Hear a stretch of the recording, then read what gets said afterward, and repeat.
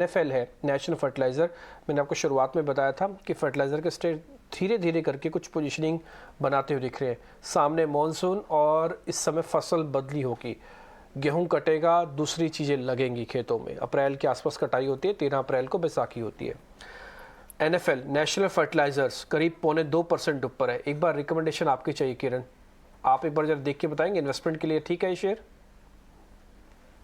जैसे कि अगर हम बात करें तो ओवरऑल एक शार्प अपसाइड हमने देखी थी करीबन 53 के आसपास से 53 से स्टॉक ऊपर में 82 84 तक गया था। वहां से कंटिन्यूअसली एक फॉलिंग चैनल के अंदर ट्रेड कर रहा है। रिसेंटली एक जो भी अपसाइड आया वहां पे भी हमने देखा कि वापस 78 यानी कि जो टॉप बन रहे हैं वो लोअर टॉप बन रहे हैं, तो थोड़ा मोमेंटम यहाँ पे वीक हो रहा है। अगर आप इसका वीकली चार्ट है तो मंथली चार्ट देखोगे तो वहां पे भी कहीं ना कहीं जो 75 से 80 का जोन है वो क्लस्टर रेजिस्टेंस है।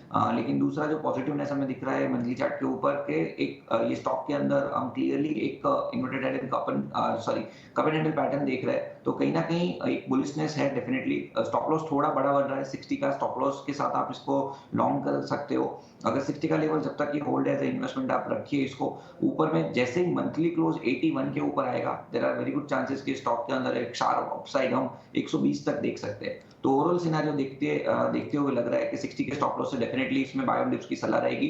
पहला टारगेट 81 और 81 के ऊपर आप 120 तक के टारगेट देख सकते हैं। खरीदारी की राय और लेवल्स भी आपको सुझाव दिए गए हैं। ग्रासिम पर राकुश, आपने अपनी राय दी थी बाजार खुलने से पहले और स्टॉक में एक अच्छा अप मूव है। चलिए अगला सवाल आपसे लेते हैं। रियल एस्टेट पैक में अगर देखें, निफ्टी नेक्स्ट कैटेगरी में डीएलएफ के स्टॉक में एक अच्छी मजबूती दिख रही है और साथ ही हम देख रहे हैं मिड कैप प्लेज में शोभा लिमिटेड और साथ ही प्रेस्टीज एस्टेट जैसे कुछ काउंटर्स हैं जो कि इस वक्त परफॉर्म करते हुए नजर आए हैं। शोभा लिमिटेड में आज वैसे चार्ट स्ट्रक्चर जो है वीक दिख रहे हैं, लेकिन डीएलएफ के चार्ट्स देखें और मिड कैप में भी इनफैक्ट गोदरेज प्रॉपर्टीज के चार्ट देखें और आप बताइए इन स्टॉक्स पर राय क्या रहेगी। अगर आप न्यूज फ्लो देखें तो रियल एस्टेट में सेल्स जो है काफी बढ़ रही है, but that is not translating into share price movement at all. अगर मैं डीएलएफ भी देखूं, सो साल की शुरुआत से 380 के जो जोन्स हैं इसको कहीं मीनिंगफुली ना क्रॉस कर पाया है ऑन दी अपसाइड, और ऑन द डाउन साइड 340, तो एक रेंज में ही ट्रेड कर रहा है।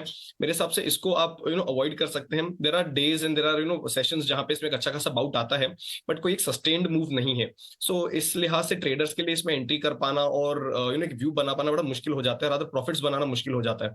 तो थोड़ा सा इसमें आप अवॉइड ही करके चलें, क्योंकि जब तक क्लियर ब्रेकआउट नहीं मिलता, डायरेक्शन नहीं मिलता, तब तक आप ना लॉन्ग कर पाएंगे ना शॉर्ट कर पाएंगे। So that is the view on DLF.